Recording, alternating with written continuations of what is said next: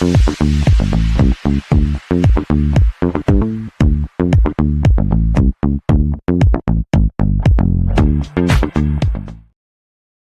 everybody. Welcome back to Let Her Cook live stream brought to you by BSCN.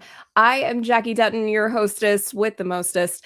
And today we are going to do a lovely, quick and dirty 30 minutes on some general events and some predictive markets. So otherwise known as Polymarket and Kalshi. If you are new here, welcome. And if you are not, welcome back.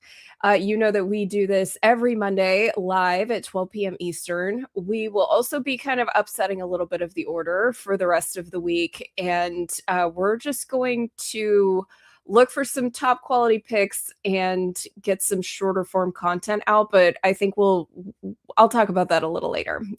If we have time, we'll get into it. As always, absolutely nothing I say is financial advice. And please do your own research. Never risk more than you're willing to lose. La, la, la, la, la. You get the gist. But, playing stupid games usually rewards you yielding stupid prizes. So please keep that in mind when you are using any of these tools discussed, if you use them at all. Okay, so we are going to get into a couple interesting things kind of surrounding the poly market and crypto market just right off the bat. And then we're going to get into some general current events, world news, interesting topics like Logan Paul's Pikachu Illustrator card and how many millions we think that's going to sell for. And then we'll kind of maybe wrap this up with some sports, if you will. So right away, if you, we're going to head over to X. So I bookmarked this post because this guy, and you can't believe everything you read on the internet. But I have seen the chatter of this particular topic going on already on Polymarket. So this guy says insomnia made him rich because he found some day trading bot on GitHub. And essentially what happens is that there is a delay between Polymarket and their predictive price of Bitcoin, and then when it's actually happening on a chart. So if it's referencing the like Binance chart, for instance, there's about a solid 15-minute delay. So if we and this is how crypto works. There are crazy flash crashes, there are price spikes, and consequently that movement can happen within easily a 5-minute period. So if you are just simply watching the Bitcoin chart on Binance and you see, let's say, all of a sudden Bitcoin wicks down from 90K to 88K, and the Polymarket bet is, what will the price of Bitcoin be in the next 15 minutes or something like that. And you place that Polymarket bet based on what the price was 15 minutes ago, you have essentially secured your bet. Honestly, this is kind of brilliant. There is a video to go with this. I will go ahead. Oh, this looks like his GitHub code. But essentially, these people they programmed a bot to be able to do this and to be able to track the price of Bitcoin based on the exchange, and then to go over and just place an easy bet. So this guy is just doing a P&L of, $100, $55, 163. It's not like he's placing crazy orders where all of a sudden he's cleaning up like $2,000 each time. That's not it. But slow money makes money too, and little money compounds very easily. So a crazy arbitrage bot here, if this is to be believed. I did see some reports that Polymarket was considering putting a time delay on the bets. So essentially to get ahead of this, they were essentially going to make it so that if you placed a bet in that 15-minute window, it would actually only count for, whatever the time was prior. So we'll see if they actually do that. I think there's too much about these predictive markets that typically focus on minute by minute, has to happen, specifically at the time. Otherwise, there's no integrity to the platform. So ultimately, and a very interesting kind of money glitch, if you will, that's been going on Polymarket between the crypto price and the Polymarket predicted price. And I do think that there's some potential arbitrage opportunity here that people are really cleaning up on. So if this holds and they continue to go ahead and do this, and let's say you rig up a bot or this guy just downloaded it for free. um, don't go downloading strange things on the internet though for free and then installing it in your crypto wallet. That is exactly how you lose a ton of money. So be very careful with stuff like that. I call that raw dogging the internet, and it's just as dangerous as raw dogging anything else. So be very, very careful when you are doing something like that. But if you're able to rig up some kind of arbitrage opportunity this way, or even create an automated system, I think this is maybe a little bit of a money glitch. So, just a fun opportunity there when it comes to maybe some things that they haven't quite figured out how to make completely live up to the second, for this price. I don't see this changing really. I mean, if we're being really honest, just because if you consider the amount of timing that bots in particular are able to snipe a market, you say, okay, well, we're releasing a token. You see what happens with token launches, how bots launch, and within like 5 seconds, the price is just screwed because all of these bots really like it got into the middle of it, and these orders were just submitted without any human interaction. It's not like somebody had to sit there and click, click, click, click, click.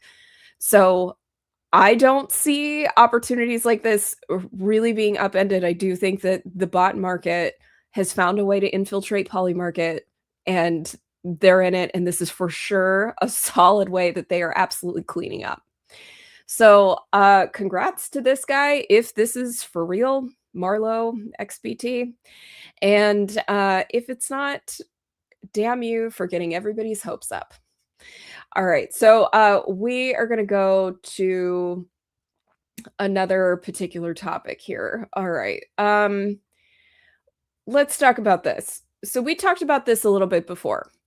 Will Jerome Powell be out as Fed chair by March 31st or May 14th? Originally, when we talked about this bet, it was last year and it was by the end of the year. I didn't think that was realistic, but I did think that by the end of March actually seemed likely. Government is slow and takes forever for progress, so it doesn't surprise me that the higher odd here is with the end or middle of May. But I do want to go to a post that happened last night. So last night, Jerome Powell released this video where he essentially said that Trump was threatening criminal charges, and it was essentially over Jerome Powell's refusal to cut interest rates. If you have been paying attention, this has obviously been a huge issue between Trump and Jerome Powell. He has made it very clear he doesn't like him. He's made it very clear that Jerome Powell is hurting the economy by not cutting interest rates. Over the last week or two, we have also seen the Fed inject a ton of money because of the silver market and how a bank completely screwed up their silver leveraging bets, and they got liquidated or like completely nuked. And consequently, the Fed injected a ton of money to save them. When the Fed is willing to do things like save a bank or inject money to save a bank at a silver market, which is highly manipulated, and I think a lot of people know that, but then they're not willing to cut interest rates when there has been genuinely an economic boom. We saw that Trump cut the trade deficit by an astounding amount with his tariffs. The Supreme Court has to rule maybe sometime this week on whether or not those are constitutional and he gets to keep them. But when it comes to Jerome Powell kind of releasing this, it almost looks like a hostage video, right? That he's just standing there being like holding a newspaper being like, he said he was going to threaten criminal charges if I don't lower the interest rates. There was also more to this. Apparently, they tried to allocate money to renovate the Federal Reserve building, And he's claiming that all of these, threatening of these charges is a consequence of him refusing to do this. But here's where I want to get to the interesting part, because, and maybe this is just my algorithm because it knows how I feel about this, but some of the top comments here are that here's when does the price stability part of your mandate begin? And here's the consumer price index for all urban consumers, all items in US city average. Like, truly though, they use these terms, they have their monthly meeting, they talk about quantitative easing, and they talk about being dovish or hawkish and all of this other shit. But please tell me, where has that actually helped us since 1968? And we could have a bigger conversation about coming off the gold standard and just turning our money into a credit system, and we could have that conversation here, but, like, this is kind of ridiculous when you go to all of these posts that have some really valid points here, that we have just just overrun inflation of the US dollar. Here's another one. Whatever you've been doing for 50 years, do the opposite. US workers get smallest slice of economic pie on record. In Q3 of 2025, so-called labor share fell to the lowest since data began in the 1940s. Here's how your 0% inflation mandate's going. We need deflation.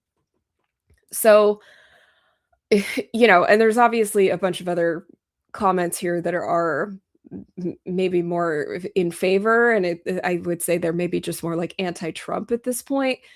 But here's another one: who renovates a building for $3.1 billion and has nothing to show for it?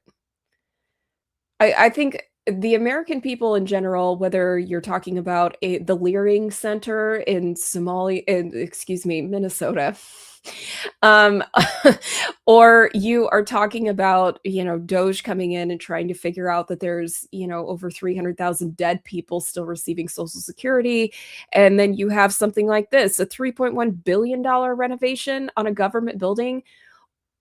What are we doing?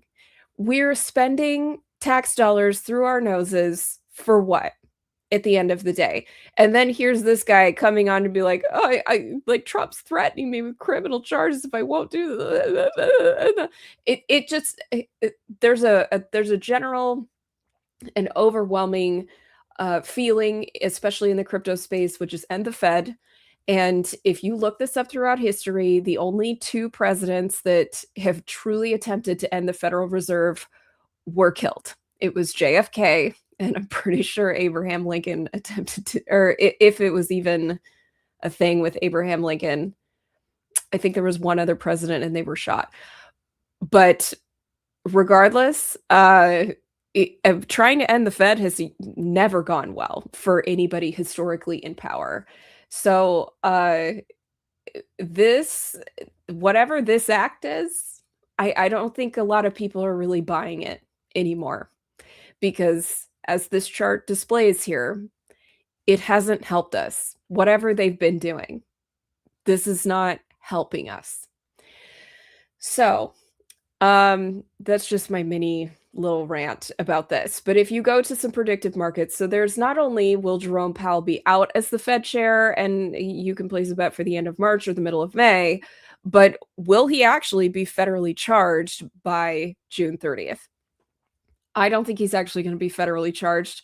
I think this is probably an easy no. But I do think that Trump can be a huge bully in order to attempt to get what he wants. And I do think that these kind of threats that have warranted this type of video, I do think that this actually has turned into maybe the forcing the hand of his retirement. So I think these are actually a better bet. I'm sure you still win here if it happens in the middle of March necessarily, but like that happens still before May. But you stand to win a little more if that happens before the end of March and you place this one. So just something to really keep in mind here. I overall, I think whether you agree or disagree with the tariff situation, I think economically we have to do something different. We can't just keep injecting money and spending money and raising inflation and decreasing the value of the dollar. And that was ultimately the point of crypto, was to create a store of value that was not touched and manipulated by an independent governing body like the Federal Reserve. So we'll see kind of where this ends up, but ultimately I think Trump being a huge bully about this is actually going to get him what he wants. And I do think this is just a matter of when and not a matter of if. So uh, let's go ahead and go to the next topic here. Logan Paul. Love him or hate him, you would probably recognize him from YouTube, him and his brother, who the brother is the one that's the boxer, Jake Paul. And Logan Paul is actually on WWE. He's now a wrestler for WWE, but he has been a huge Pokemon card collector for a very long time. And he released a video about what he predicts the sale price will be of his Pikachu Illustrator card. So there's a whole lot of lore that surrounds the topic of this Pikachu Illustrator card. Apparently, they only made a finite number. The person who made them is the person who created the Pikachu character in the first place. Like, in order to win them, the finite number, and it's like less than 50, I think. So you had to, like, I think it was a contest, like a drawing contest that you had to submit for. So lots of detail, lots of lore. And then he also has specifically gotten it in this like special let me see if I can go to a picture, because it's in this necklace. Pikachu Illustrator. I'm sure this will be one of the first pictures that come up here. Yeah, okay. So he keeps his card in this necklace that has like diamonds in this chain and the little like Pokemon ball. So I'm sure that and I know that the card comes with the necklace. So it's more than just the value of the card specifically, but also with the chain. It's graded PSA gem, and I don't know what these mean. I'm sorry. Paired with its iconic diamond necklace. It's a once-in-a-lifetime TCG offering in our Pokemon TCG auction featuring Logan Paul's Pikachu Illustrator. Someone says immediately it's a fraud and a scam. Okay. But ultimately, and Logan Paul released a video about this of what he thinks the actual price is, and he thinks that it will sell for over $10 million. Obviously greater than 4 million is the safest bet here, because I think the bet is already up. Let's see, Pikachu Illustrator bet live. And I think it's an auction right now. So he's actually waiting for the price. I'm not sure when it ends here, but it is up for auction.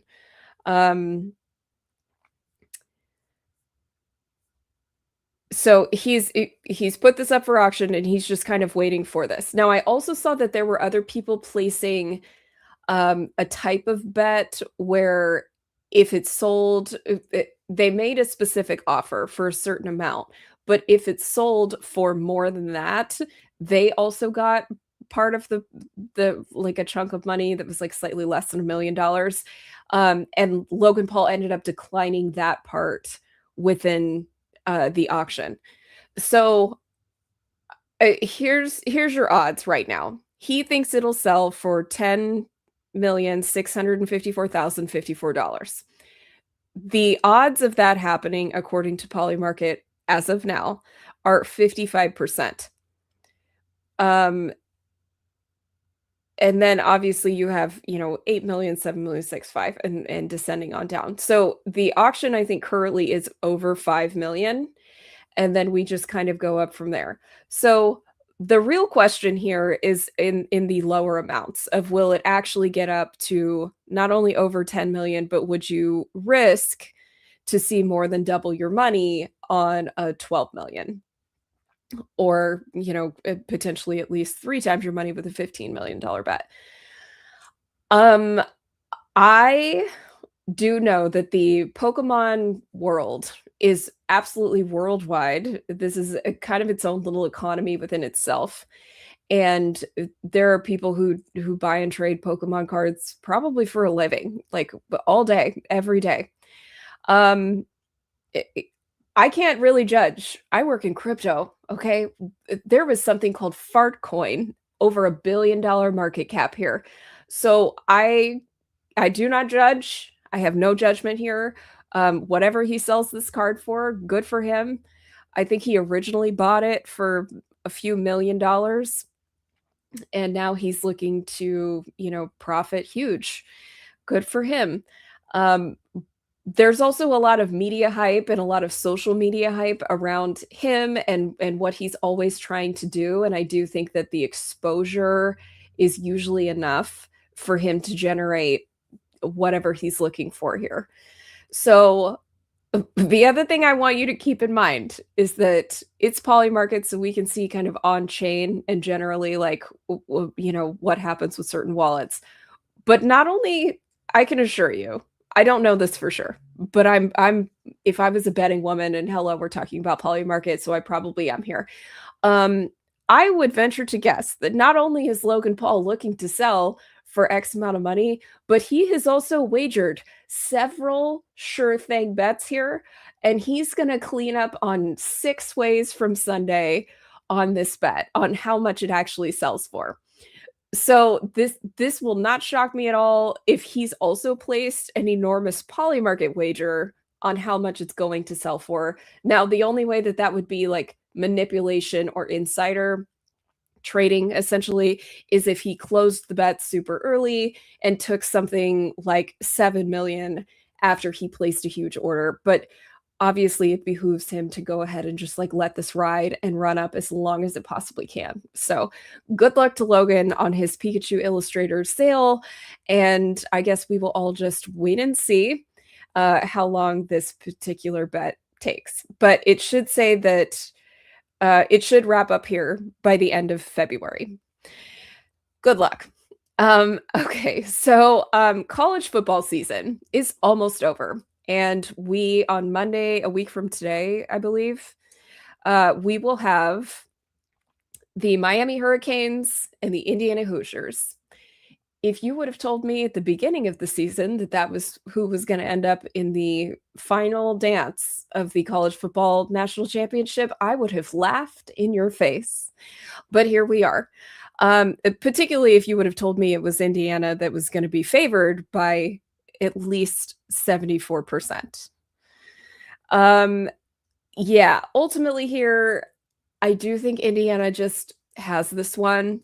So if you're looking to place one final college football hurrah here, I would love to see the Miami Hurricanes win. The national championship is in Miami, so that would be huge for their fans. But the Indiana Hoosier fan base, apparently they are the largest living alumni base in the country, which just tells me that if you have a fucking pulse, they will give you a degree. But regardless, they're out there and they're all attending these games and they are very excited. So I think it's going to be a huge matchup, a very expensive ticket. But I do think the Indiana Hoosiers are just all business. They're also all like 23 years old, playing against like actual, 19, 20 age college kids. And they're just going to go to work. So this bet is not so much about a win-loss here, but more about the spread. So if you believe, I think you stand to make more money betting on, Indiana cleaning up here and beating everybody by a sound, at least touchdown and a half or a touchdown and field goal. I think that's easy for them to do. So, bet accordingly, but obviously I just think that this one's on Indiana here. Okay. So, if you were watching last night, and I know some people were, and most people just wait for the clips, the Golden Globes happened last night.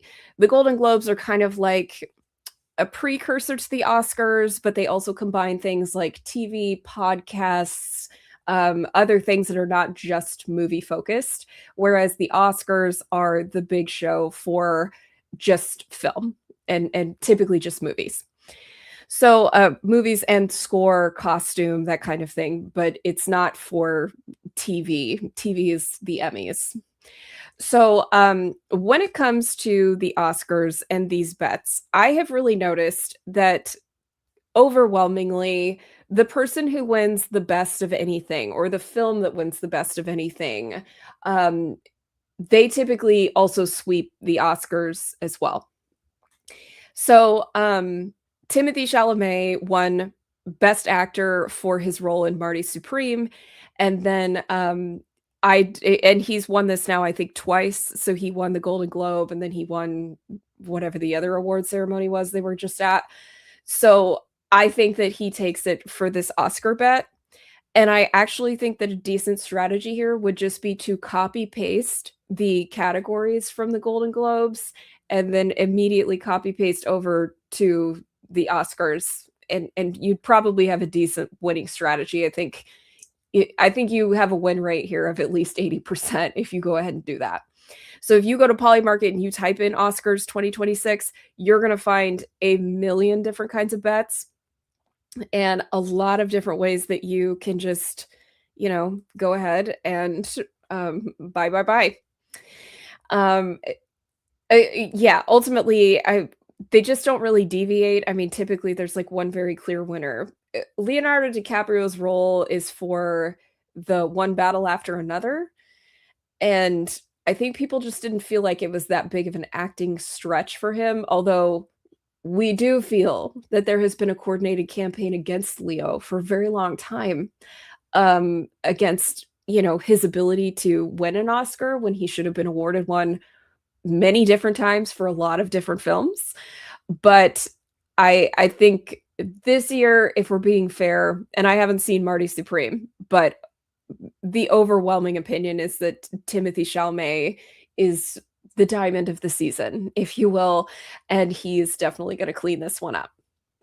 So good for him. Congrats to Timothy. And we'll see what happens with the Oscars.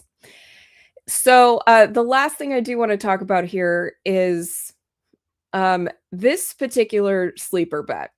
And this is the Republican presidential nominee of 2028. And I know it's 2026 and this is kind of far off, but if you have a little money and you don't mind sitting on it, what I have actually noticed, not just on Twitter, but in general opinion and general sentiment, is that JD Vance, I think, is currently at this pick of he's got the most likely odds to become the nominee just because he's the sitting vice president. But ultimately, Marco Rubio, hear me out. I think he has won a lot of people over with the Venezuela, Maduro capture. I think his general acting Secretary of State positions, his conduct, and just his overall general demeanor and his evolution as a politician, but as a person for America, has really won a lot of people over, especially within the last couple weeks. And I do think that this is absolutely worth considering. That I think this number should be so much higher than 13%. And I do think that by the time we get to close to this nominee situation in 2028, I think this will be a lot higher. JD Vance is a little younger than Marco Rubio, and he's also not as battle tested. I think he's got a lot of time to really prove himself here, but JD Vance's role is not as direct or as hands-on as Marco Rubio, and I'm not quite sure if he's going to have as many opportunities as Veep to really show everything he's really made of. Whereas Marco Rubio is really standing out as somebody that I think, if we are looking to get back to calmer politics, where where it's not quite as inflammatory, where it feels a little more like the old days of like 2006, where it's just quieter overall, but we do feel like we have a stronger candidate within the Republican Party that understands policy, that feels has a firm understanding of especially foreign policy and making America a strong world power and world leader. I think it's Marco Rubio. So that's just my 2 cents. My 13.4 cents is free. That's all I have for today. It's just a quick and dirty 30 minutes here on Let Her Cook every single Monday live at 12 p.m. Eastern.